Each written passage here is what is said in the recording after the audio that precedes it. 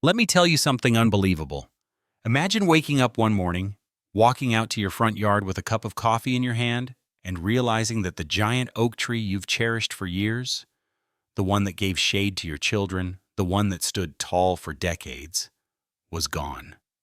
Cut down, chopped into pieces. And who did it? Not some random stranger. Not the city, but the Homeowners Association. Without asking, without warning, just gone. Now here's the thing. That tree wasn't just wood and leaves to me. It was history. My father had planted it when I was a child. I grew up under its branches, built my first treehouse in it, and even carved my initials into its bark when I was 10. It was more than a tree. It was family. And when I saw it lying on the ground, saw the sawdust scattered across my yard, my blood boiled like never before. So I stormed over to the HOA President's house. Her name? Linda. Oh, Linda was one of those people who thought she owned the whole neighborhood just because she held the HOA title. She was standing in her driveway with a smug smile when I confronted her. I shouted, "Why did you cut my tree? That was on my property." And you know what she said? She shrugged, smirked, and replied, "It didn't fit the HOA's aesthetic standards. It was blocking the view." Blocking the view? Of what? The sidewalk? That was it. That was the moment I knew if Linda and her precious HOA thought they could destroy my memories, my history, and get away with it, they had another thing coming. Revenge was no longer an option. It was a duty. For the next few days, I couldn't sleep. Every time I closed my eyes, I saw my tree being cut down. The buzzing of the chainsaw haunted me. I needed a plan, something that would make Linda regret ever crossing me. And then it hit me.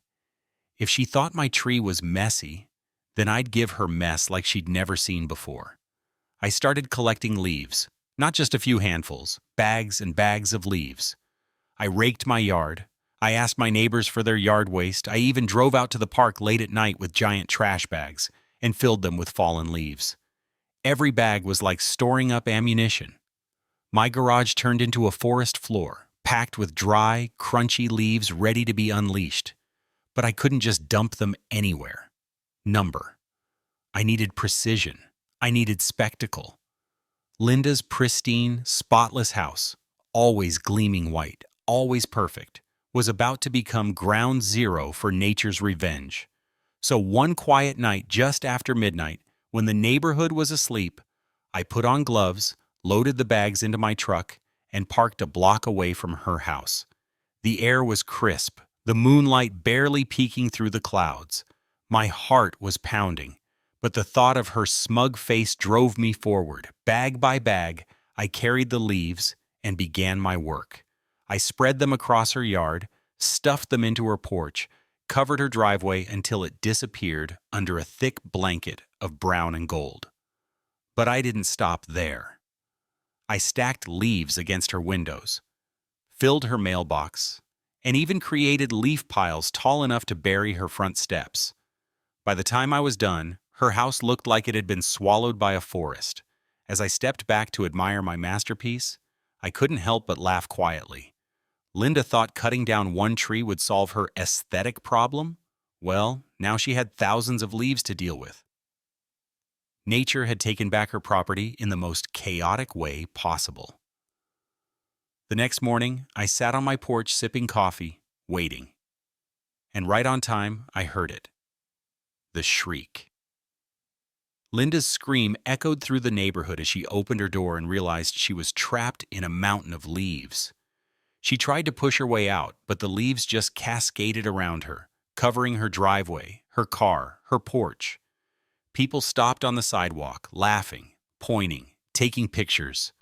The HOA president, who loved being in control, was now buried alive in nature's revenge. And that was just the beginning. Linda wasn't the type to laugh things off. No, she was furious. She came storming down the street to my house later that afternoon, leaves still stuck in her hair. Her white sneakers completely stained brown. She pounded on my door until I opened it. "Did you do this?" she shouted, her face red with rage. I leaned casually against the doorway, sipping my coffee, and simply said, "Do what?" "I don't control nature." Her jaw dropped.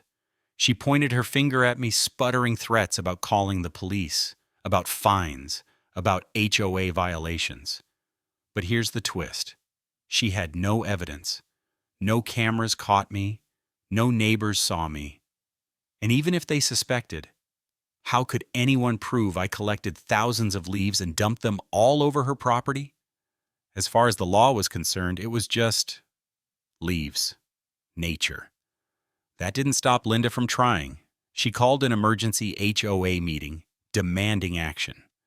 She stood there in front of the community, ranting about how she had been attacked and how the HOA needed to punish me.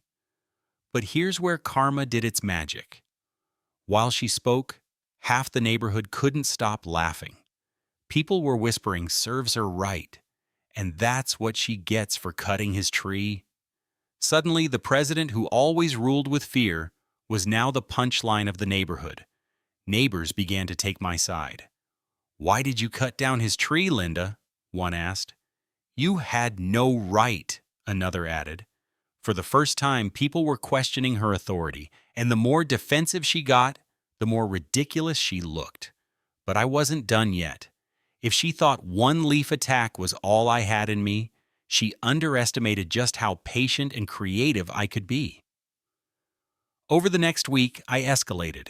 Every night, I delivered more leaves, inside her fence, on her back patio, even filling her trash bins so they overflowed. One morning, she opened her garage, and a flood of leaves poured out like an avalanche. She screamed so loud the entire street heard her. At this point, Linda was unraveling. She stopped holding her head high, stopped smiling smugly. She looked paranoid, checking her yard every hour, muttering under her breath about leaf bandits. The power she once had over the neighborhood? Gone. And the best part? Nobody lifted a finger to help her. Finally, after 2 weeks of battling against an endless tide of leaves, Linda resigned from the HOA presidency. She couldn't take the humiliation anymore. The board quickly replaced her with a new president, someone fair, someone actually willing to listen to the community. And just like that, peace returned to the neighborhood. As for me, I planted a new tree in my yard, a small sapling, but one day it'll grow tall and strong, just like the one my father planted. And every time I see it, I smile, knowing that Linda's downfall wasn't because of me alone. It was because of the power of patience, creativity, and yes, a whole lot of leaves. So what's the moral here? Never underestimate the value of something that isn't just wood or leaves or dirt. Sometimes the things we love, like a tree, carry history, memory, and meaning. And if someone dares to destroy that, don't just sit back and take it. Stand up, fight back. And if you're clever enough, you might just turn their world upside down. Because Linda learned the hard way. You can cut down a tree, but you can't cut down someone's spirit. And that, my friends, is how the HOA president who thought she was untouchable got buried alive in leaves, over and over again, until she finally broke.